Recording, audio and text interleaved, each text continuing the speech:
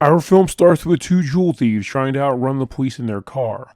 One gets mad at the other for killing cops before a firefight breaks out. But not any firefight. This is Grand Theft Auto with the unlimited gun and ammo code level firefight. 10 minutes later, the crooks finally die after being shot, impaled, and then finally flipping their car. We then see one of the criminals' fingers walk over to what looks like a makeup compact. It goes into the ground, lightning strikes, and then a woman appears. That's followed by a skeleton coming together like Voltron and eventually turning into a woman. But before she can complete her transformation, a dog tries to grab her leg bone, but she kills it. When her transformation is complete, we find that she's a vampire.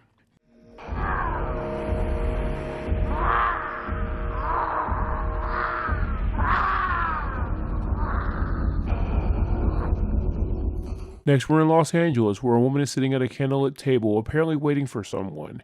She looks dejected as she puts out the candles, but then the doorbell rings. It's John, her date, who seems drunk and apologizes to Susie for being late and has flowers.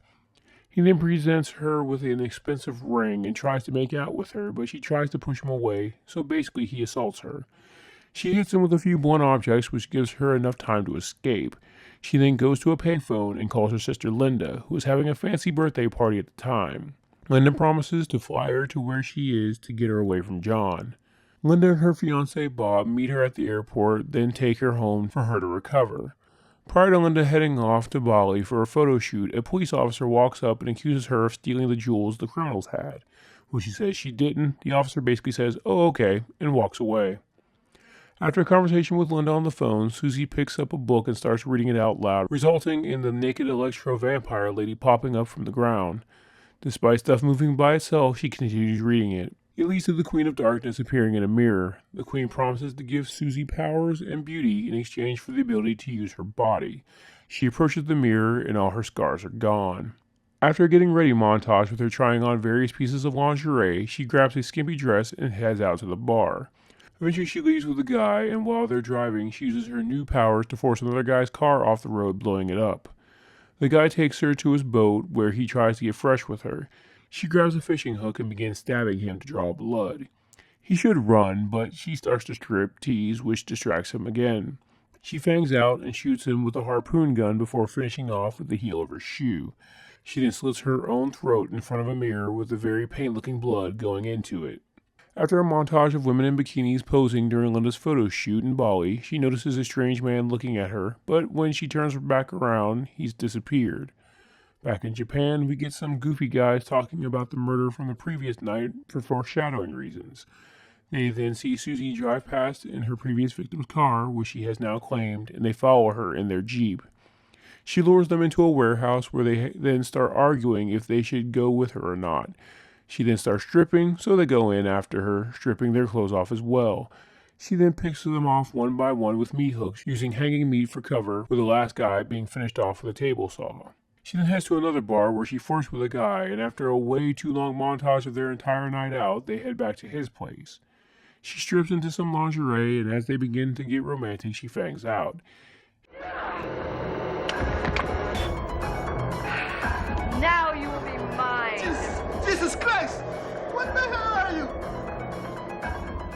She tries to escape, but she uses her mind to slice the guy open. Meanwhile, back at her place, Bob walks into Susan's room and finds the book with a spell in it. The next day, we're shown a guy telling a limo to take him to an address from the airport. The address ends up being Bob and Linda's house. The guy finds the way in, and we see that it's old John, who isn't too happy that Susie left him. Bob tries to fight him off, but something spooks John and he takes off on his own. After another montage of Linda's photo shoot, the weird guy from before appears to tell her that everyone she knows is in danger. Back in Japan, Susan heads to John's hotel room to confront him. He grabs and once again tries to force himself on her, this time tying her to the bed. He then begins strangling her as he has sex with her, leading to her fanging out, break from the restraints, and scratch him. She then ties him up, hangs him upside down, and uses shards of glass to kill him.